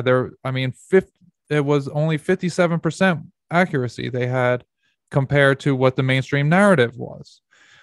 And they have all the data. They have the ability to put this on there, and they don't, or they change it, or they put it on there and take it off of there. Now, that is a huge red flag. It's either psychological warfare and they're trying to pump up conspiracy theorists for a reason, the FBI doing this, or those events didn't take place and the FBI is not putting it on there because it's not actually a thing.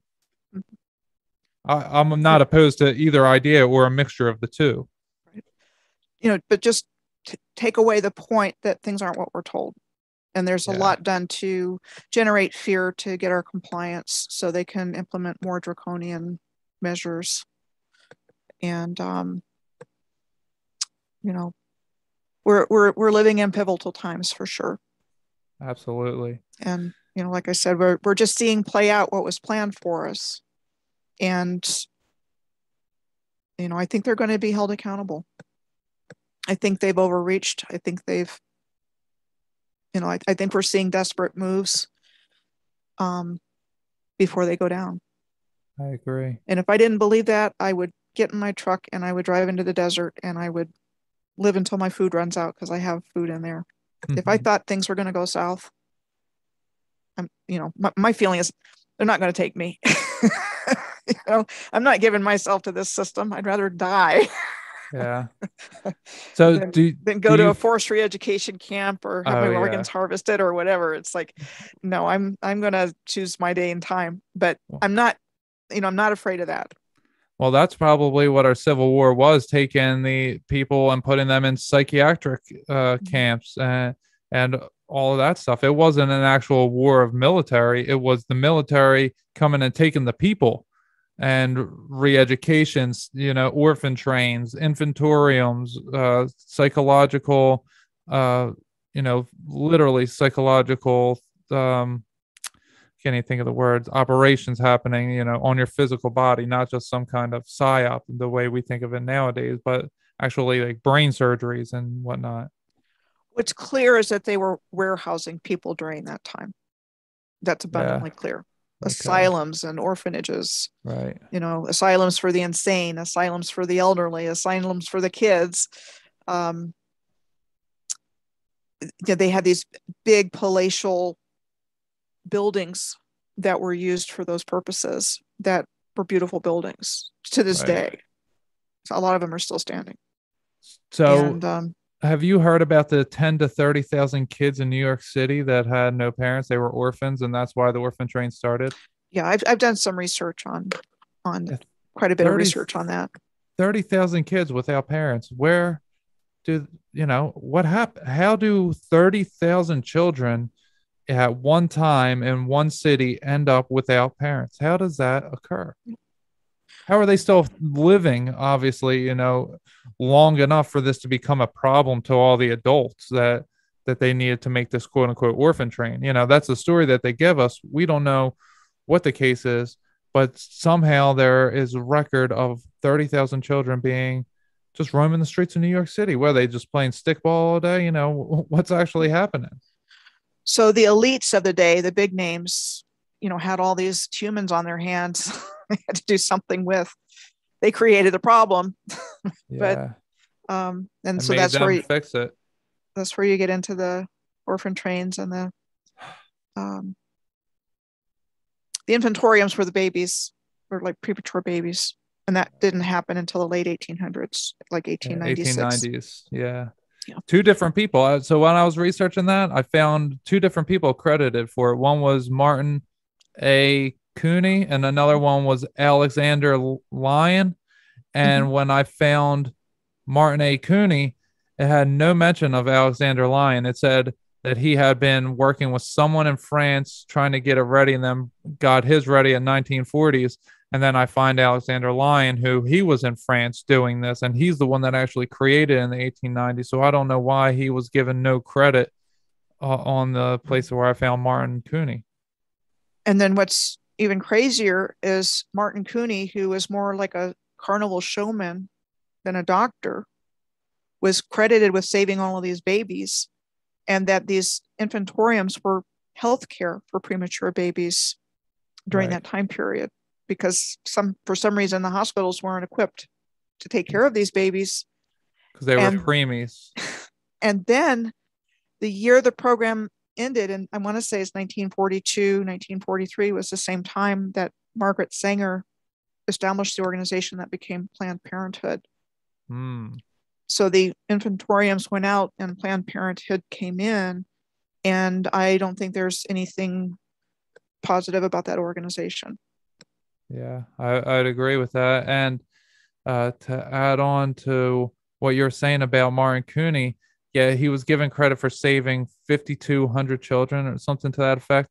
And it said that he had 80,000. So what happened to the other 75,000? That's a lot of children and they tell us that they're premature children, and most of them just died because, so they said with Alexander Lyon's model that it didn't have glass in there, so people would come up and spread disease. But then Martin Cooney brought in the glass to keep them, away from disease, so that they weren't catching it from millions of people. But sound like what's going on today when you go into the store and there's plexiglass between you and the cashier or whoever, and everybody. This is all easily findable on the internet.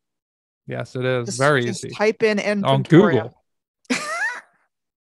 You'll see pictures. I mean, this stuff's not even blocked. It's not even blocked. I don't Some think you things- can, because it's mainstream history. I mean, it's not conspiracy theory at all. That's why it's like, this is the best conspiracy theory ever, because it's so easily obtainable. We just have to look. You have to know what to look for. Right. I mean, there's other things, like you really have to read between the lines on things like immigration and orphanages and Children Aid Society that came into existence during the 1800s, because we're told that, this nation was built by immigrants and this, that, and the other thing. And a couple of things with that. I personally believe they were all just digging things out. They weren't building anything, they were digging it out. But what's interesting is there were waves of immigration, and started around 1845, which was the beginning of the so-called Irish potato famine, and also the revolutions in Europe that took down the old monarchies. So I think they were, bringing down the stable ruling families and then replacing them eventually. It just didn't all happen at once. There was just a lot of turmoil and upheaval. So the Irish that came over, and there was Chinese immigrants coming over about that same time, ended up in like the lowest menial jobs here. The German immigrants that came over tended to land much better situations during that same period of time. And then when the Italians started coming over in the late 1800s, they were similar to the Irish and the Chinese in their experience. They took whatever work they could find. It was typically menial. And then there was a lot of child labor as well in factory. I mean, you see kids working in these big machines. Why do you think people were coming over here so frequently? I didn't mean to interrupt you. I don't know. Again, that's part of the narrative that, since they've lied to us about everything else, are they, to what extent did that really happen that way, or they're just filling in the narrative with a believable story? They were selling people on a dream, which they're still doing to this day. I believe that they were probably telling them, you can go dig out your own mansion and you can have all this, and instead of it being on a commercial, but they like take them to some what we call Roman Greco structure wherever in the world, in Rome and wherever, and they're showing these people, you could have a building like this. All you have to do is go over to the New World and you can go get you one. Right. And that's if it happened that way. There's so many reasons to question what we've been told, even well into the 20th century, in terms of our historical narrative, because you see the same pictures I showed you of Galveston and Kansas City and Seattle. And, I saw in cities like Pittsburgh well into the 1900s. Yeah, I remember last time you were on here, it was 1910. Yeah, 1910. So, and then it gets really confusing because you see construction dates from older things that you would think people living today would remember. And I've seen that in architecture in different places that were, like I said, to have been built in the 1980s or even as recently as the 2000s. It's like, no way. But that's what's in the narrative. It's just like they, randomly put dates in, whatever resources there are available on the internet to give that explanation. So they have covered their tracks, and that every building and every piece of infrastructure has a story. But man, when you start drilling down into details of those stories, it just really falls apart. Yeah, it does. Now, I do have one little last question for you here as we wind down.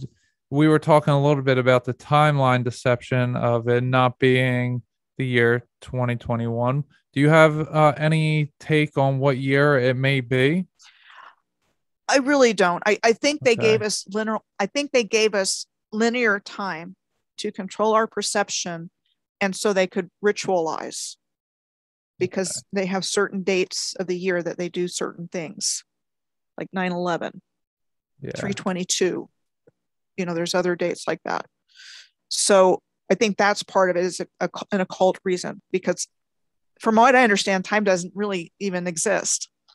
It's just relevant to wherever you are and the sun shining. And that the older calendrical systems are based on cycles of time. Okay. And in the Mayan calendar, it's based, there's several different calendars, but it's based on like something called the Hab and the Tzolk'in, and the day signs and the tones, and it's like a little cog going around, and each day has a sign and a tone assigned to it. And that tells you something about yourself. So if you were to look up your birth date on the Mayan calendar, you'll get your tone. So I'm 8 Hab, and so my tone is 8, not Hab, but Monic, which is hand. Okay. And it's just interesting stuff. It's just a different way of looking. I've never at something. I never heard of that before, so I'll have to look into that a little bit. But it wasn't based on the linear time concept that we have that keeps us into a loop, right? Every year. Yeah. The way that it is, the same dates every year. So there's a lot to consider. Like I said, I wish I had a happier message. I guess my happy place in all of this is it could have been a lot worse. For most of us not to know for as long as we did about all of this is pretty remarkable. In that, I know I've had a pretty good life. I've had an interesting life, and I've had the ability to live in a lot of different places and do a lot of different things, which translates to a lot of experience and living in different places. Like your truck driving, you get to see different places, and that's a learning experience in itself. I love that. Yeah. Well, I'm gonna see the world in a new way now that I look at the waterways. Because we're on maritime law. That's a whole big thing. Sovereign citizen type of stuff we're talking about. We're on maritime law. Well, if we were on maritime law, then it would be because they were using the waterways. And then you look at you showed us some waterways tonight. It's like, okay, I mean, that's just common sense that, yeah, we're on maritime law. We're just like in the land that's in between the water. It's not, we look at it that the water is in between the land. They inverse everything. So obviously it would be the reverse. I mean, even the word birth has two meanings in English. So there's birth, there's berth. Right. And birth, berth is a maritime term. Birth canal. Yeah. I mean, you deliver to the dock. It's all there. It is. And being able to have conversations like this with you is part of that awakening. It's they can't do what they've done. They have to have our consent. And once people start waking up to a different version of things, that consent goes away. Yep. Yeah. So that's why, I'm not consenting, and I'm consenting as little as possible now, even though I do have the YouTube page, the podcast. I'm being more involved in the matrix, even though I don't like it. I have to reach others, but I'm also pulling out the matrix in other ways. I'm getting a food forest put in so that I'm going to be growing my own food. I'm going to be maybe bartering with others. I have a feeling in the next year or two, we're really going to need to all have our own food. So, I'm setting up in other ways, trying to do that, trying to be more localized, get involved in my daughter's school. I'm really trying to not allow the matrix to take over my little area. I'm doing what I can. I pick up trash when I can. I give people a hug when they need one. I do energy work with people and free them from demonic spirits. I'm trying to do my part to fight back the matrix. It's like this glob that's just like drooping over everybody. And, I'm here just like with my sword, like back, you beast, And that's really what Nguru is for. So I'll send you a link and just check it out. Yeah, I'll definitely check it out. And, it's for those that resonate with it. And if somebody doesn't resonate with it, then it's not for you. But everything you just said it's in there. I mean, they encourage people to do business with each other and go local and source local and learn about the law, and learn about how to navigate the system within the law and how to protect yourself. So there's, a lot of different aspects to it. All right. I will definitely give that a check. And do you have any other information that you want to tell our audience where they can find you, or any other little nuggets you want to drop as we exit here? Sure. So I do have my website, piercingtheveilofillusion.com, and that's a blog. I have Patreon /Piercing the Veil of Illusion. I do exclusive content for both Patreon and for Nguru. And I have my YouTube channel. And if you type in Michelle Gibson Moores, it pops right up. And I've got close to 300 videos on there. Most of them are mine. I have mirrored some other videos of people whose work I admire. I feel like a connection with. And, I encourage anybody that has any passion or motivation to start your own podcast or start your own research, to follow that, because we all carry a piece to this puzzle. And, as we connect together and support each other in this process, because we've all been lied to, and the only way they have any power over us is to trick us into seeing them as having more power over us, and they're very weak. Yes. If you get nothing else out of this presentation, hopefully it shows you how weak their stories are. Yeah.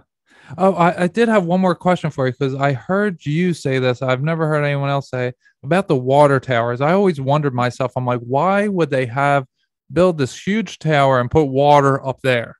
It doesn't make any sense to me. There's no pipes coming off of it. I've never seen anyone doing anything with it. What is a water tower?